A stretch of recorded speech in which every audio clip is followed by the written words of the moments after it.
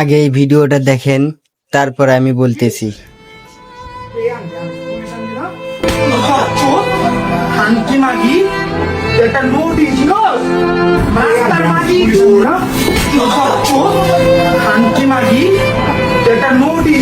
এইসব কুত্তার বাচ্চাকে ধরে ধরে মেরে ফেলা উচিত, যে কিনা মায়ের গায়ে হাত তুলেছে। যেই মা 10 মাস 10 দিন গর্ভে ধরে আজ এত বড় করেছেন, শুধু 10 মাস 10 দিন না, তাকে আজকে এত বড় করেছেন, সেই মায়ের গায়ে হাত তুললো।